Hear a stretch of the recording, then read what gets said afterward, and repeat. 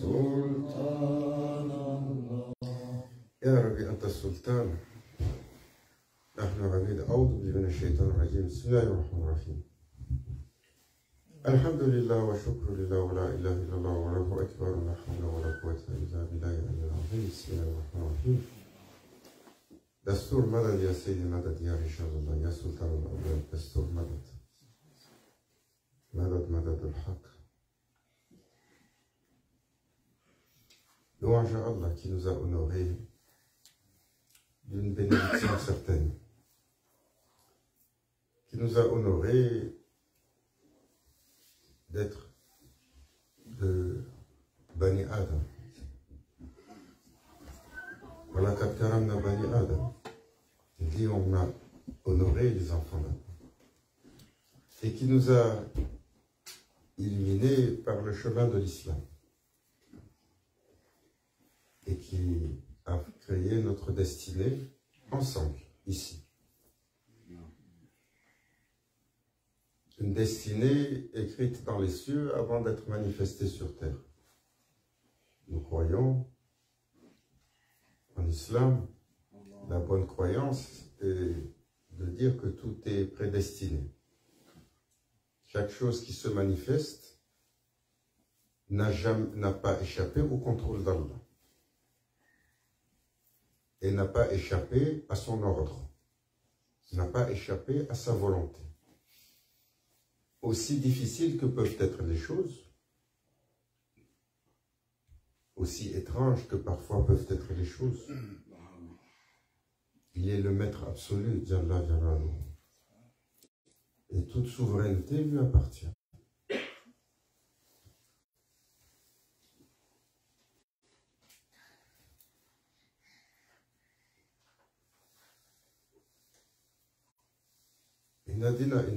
L'islam est le chemin vers Allah.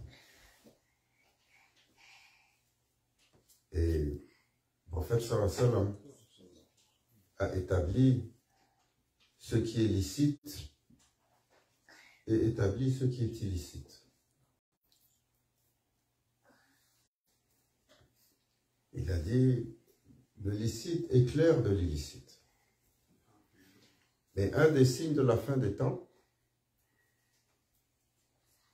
one of the signs of Akhir Zaman is that halal and haram are going to get close too much. Le licite va se mélanger à l'illicite dans une nuance qui rend les gens un peu trompés.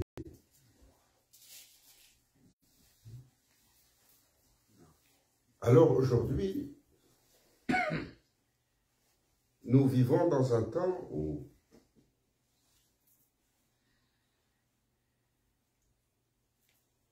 les musulmans ont toujours la rhétorique de dire ceci est haram, ceci est haram. C'est un mot qui est facile. Et souvent, sans évidence apparente.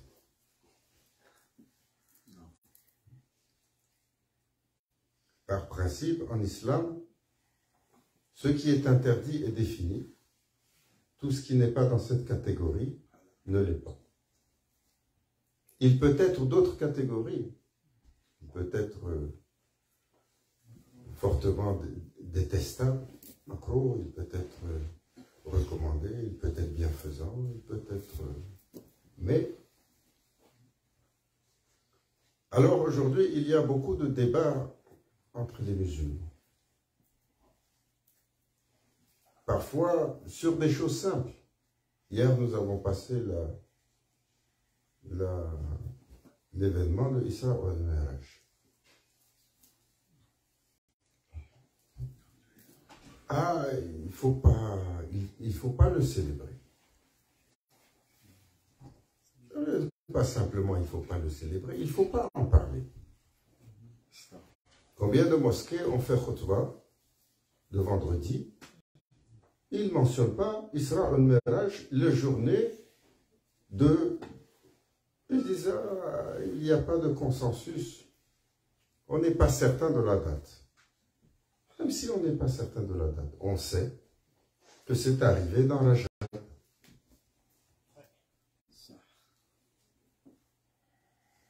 Beaucoup de gens, parmi les ulémas, disent le 27. Mais l'événement est trop important. Allah Azzawajal en a fait un élément glorieux. Il se louange pour cela. Il a dédié une sourate qui porte le nom de cet événement.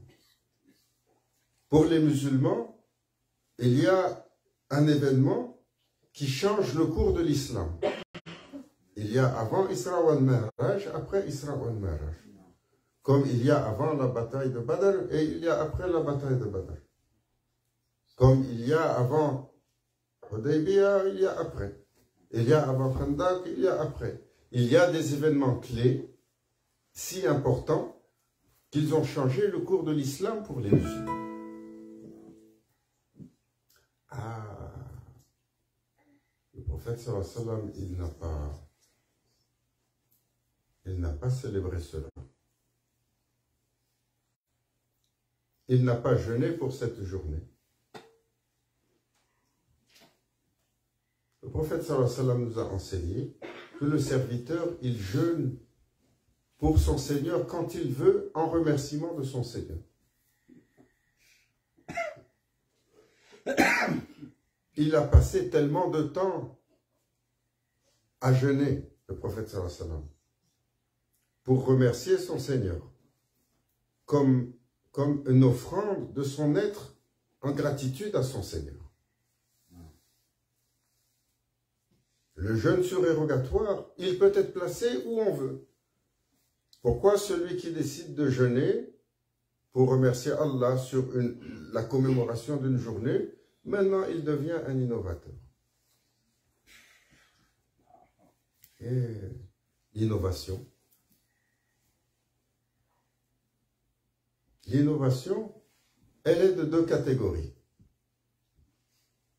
Celle qui est conduite de l'islam, qui est blâmable, qui amène vers les chemins obscurs, qui amène vers la corruption, qui amène vers un changement tel qu'il altère la foi des gens.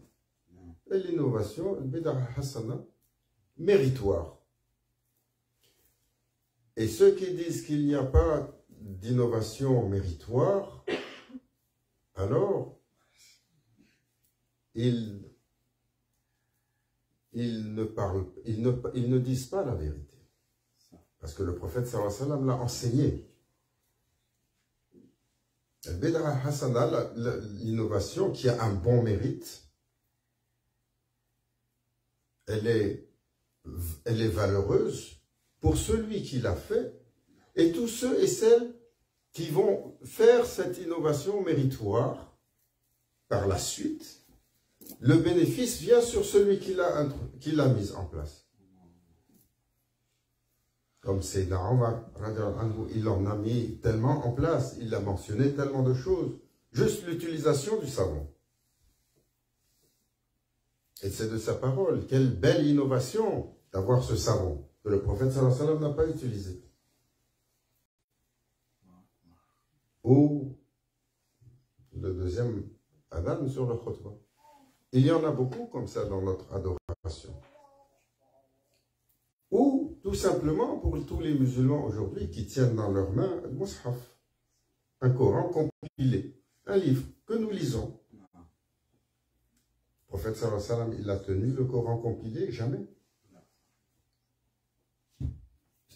L'ouvrage a été compilé tel que nous l'avons aujourd'hui, nous l'utilisons sous le temps de Sayyidina Omar, sous le temps de Sayyidina Osman ibn Affan, radiallahu anhu.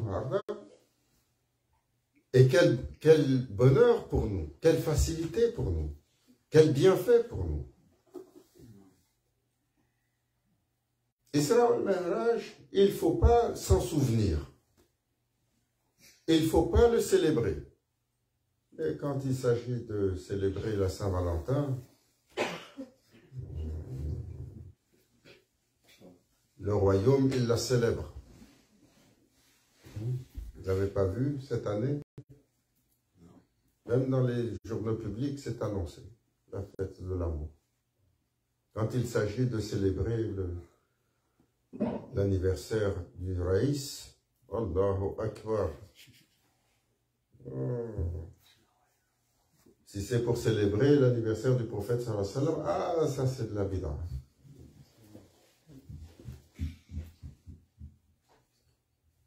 Aux croyants, il y a un jour des comptes.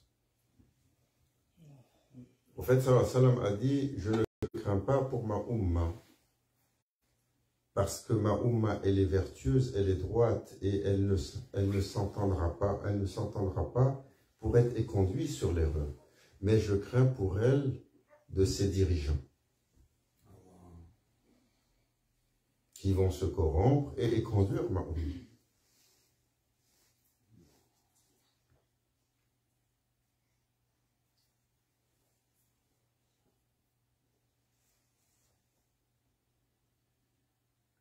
Isra al-Miraj est un rappel. Cette gloire est la gloire pour le prophète sallallahu alayhi wa sallam. Ce rappel est le rappel que Allah Azza wa Jal, Jalla Jalaluhu, a reçu son serviteur. Les musulmans, rien ne leur interdit de se rassembler. Pourquoi? Pour se rappeler de leur Seigneur.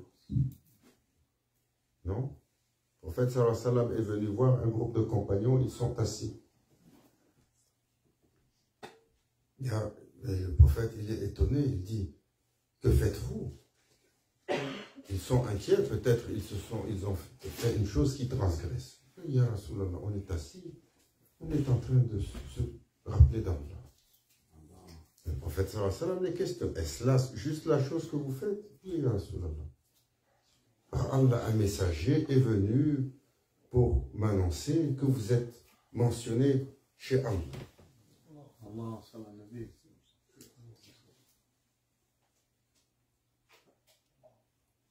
Alors, celui qui s'assoit avec son frère pour parler de Isra al-Miraj, de cet événement glorieux,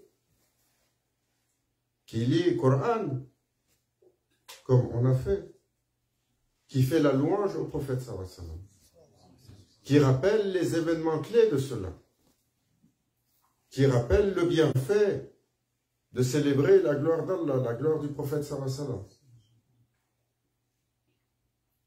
Vous voulez les blâmer? Ils ont mis la nourriture pour les gens, pour manger sur le sacrifice de l'agneau, pour la gloire d'Allah, la gloire du messager, pour ce rappel important. Ah, ne vous rassemblez pas pour cela. Pourquoi vous voulez vous rassembler pour la Saint-Valentin? Vous voulez, hier c'était vendredi soir, vous voulez vous rassembler pour aller où? À la discothèque? Ben, vous avez jusqu'à traverser le pont pour aller au Bahreïn. Là-bas, les discothèques sont ouvertes.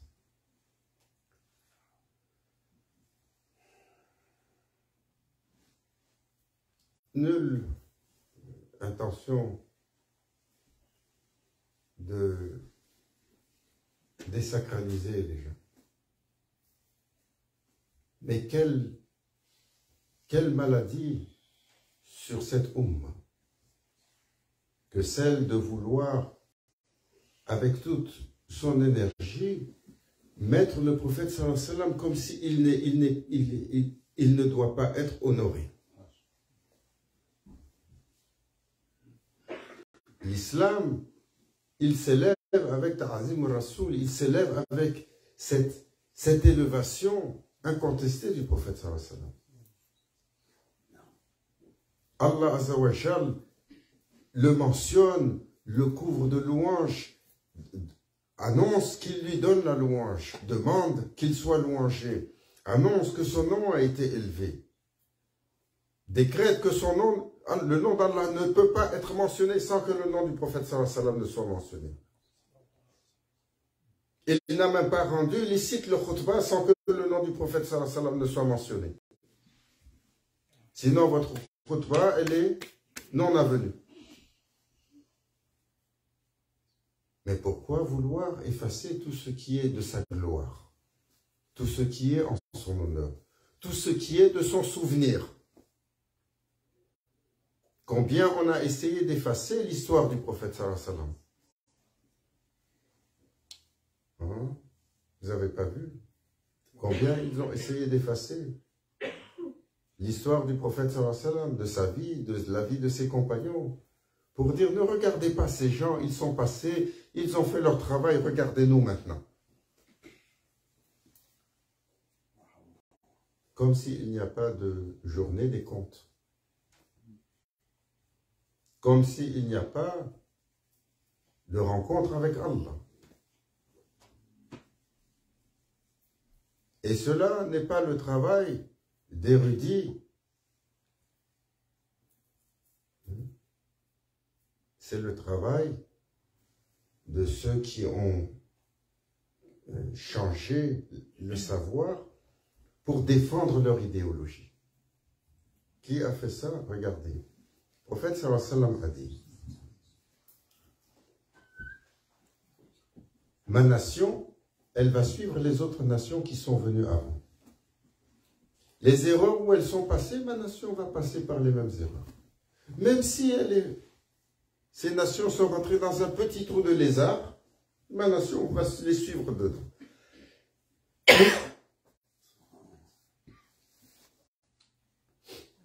Il y a eu chez nos frères les chrétiens des périodes de tumulte. Et des périodes très connues qu'on a appelées quoi? L'Inquisition.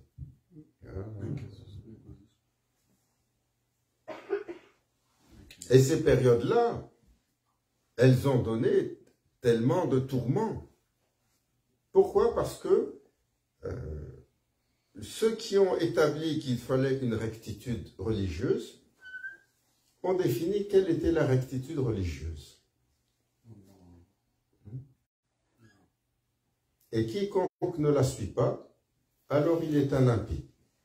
Et c'était les takfirés de chez nos frères les chrétiens. Et qu'est-ce qui est arrivé? Comme ils devaient bonifier leur dogme, de tant de choses qui manquaient, ils ont commencé à chercher des explications. Alors, tout ce qu'ils devaient mettre dans le dogme pour le bonifier, il fallait qu'il passe à la lumière de l'idéologie. Si ça va dans le sens de l'idéologie, c'est bon, on l'accepte. Si ça ne va pas dans le sens de l'idéologie, qu'est-ce qu'on fait? On le met de côté.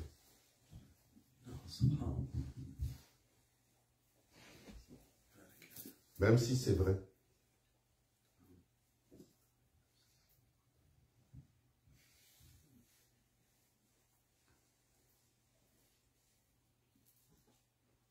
Ils veulent nous faire croire que nos ancêtres, pendant 1000 ans, sur la terre de l'islam, se sont trompés. Nos ancêtres, pendant 1000 ans, sur la terre de l'islam, ont célébré le Maoulid, ont célébré Isra wal Mi'raj, ont respecté, aimé les chouyouk, ont été dans les écoles de tasawuf pour se purifier. Imam Malik, Imam Abu Hanifa, Imam Shafi, Imam Hanbal ont défendu des positions, ils se sont tous trompés. Le corpus central des grands penseurs, des grands savants qui ont établi la base de Ahlul Sunnah wal Jama'a, tous ceux-là ont été dans l'erreur. Non, c'est vous qui ramenez la vérité. Et quelle vérité? Un islam dur qui a fait dans sa rigueur, qui a fait tant d'animosité entre les musulmans.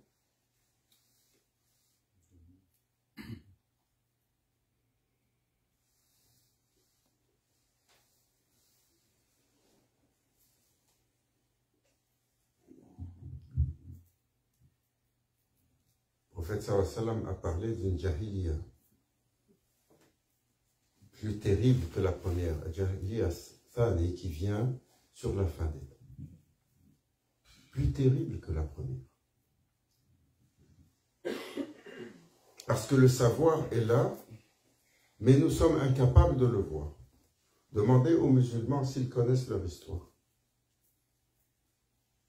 Il est venu l'autre jour, un des frères, il dit, je reviens d'Algérie. J'ai parcouru le pays, je suis perplexe. Il n'y a pas une bourgade, il n'y a pas un coin de rue, il n'y a pas un coin de ville où il n'y a pas un sidi, un sidi, un sidi. Il a dit, tout le pays est comme ça. Il y a des awliya enterrés partout. Après, quand on veut pour aller dans la présence du Makam, pour aller présenter notre respect, il ne faut pas aller. Ça, ce n'est pas nos traditions. On lui a dit, ce n'est pas nos traditions, ces Makam-là, c'est les chrétiens qui ont construit ça pour égarer nos ancêtres.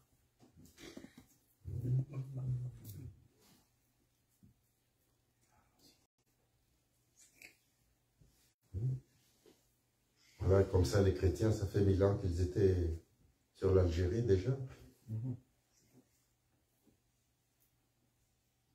La colonisation, elle est aussi vieille que ça. Pourquoi ce mensonge délibéré? Pourquoi changer les choses? Pourquoi racheter tous les livres classiques traditionnels qu'il y avait, les manuscrits? Combien ont été rachetés par dizaines de milliers pour être brûlés? Dans tous nos pays. Pourquoi? Pour défendre une idéologie unique. Laquelle?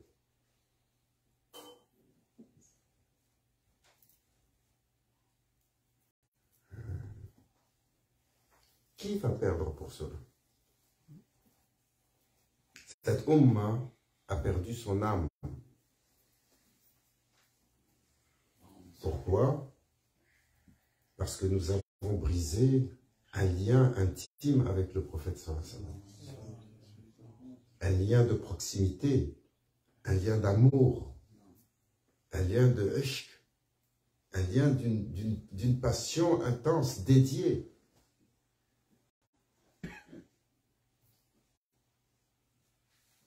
Et qui est victorieux? Le shaitan et tous ses acolytes.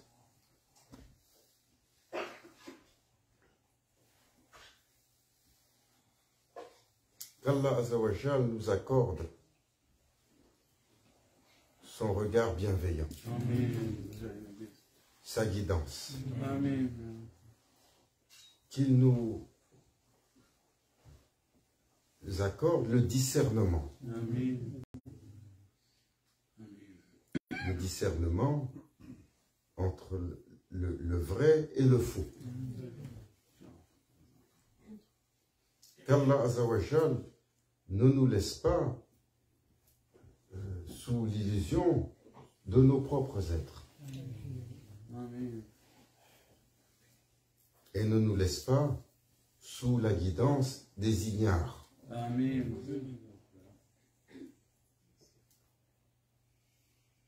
Le prophète sallallahu alayhi wa sallam a dit, il viendra un jour une génération qui va monter sur le minbar pour adresser les gens.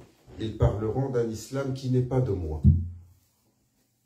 Ils seront jeunes, fervents, ils vont se tourner vers les anciens et les vieux pour leur dire, déplacez-vous, c'est nous qui allons vous enseigner la bonne compréhension. Ça, c'est la parole du prophète sallallahu alayhi wa sallam. Vous allez aussi dire, ah, c'est pas un hadith sahih. On nous a fait croire que si le hadith il n'est pas sahih, il est faux. C'est ce que les musulmans pensent aujourd'hui. Dès qu'ils ne sont pas d'accord avec quelque chose, ah, ce hadith il est daïf. Parce qu'ils ne peuvent pas dire il est fou. Ils disent il est daïf pour semer le doute chez les gens en disant ne regardez pas cela. Qu'Allah Azza wa Jal nous pardonne. nous accorde la bonne compréhension et la guidance des gens guidés. Amen. Nous n'avons pas de prétention d'être de cela, mais nous demandons d'être attachés aux gens qui sont bien guidés. Amen. Par l'honneur de la couronne des croyants, Sayyidina Muhammad Abdallah Salatu Wassalam, il a kharatina wal Fatiha.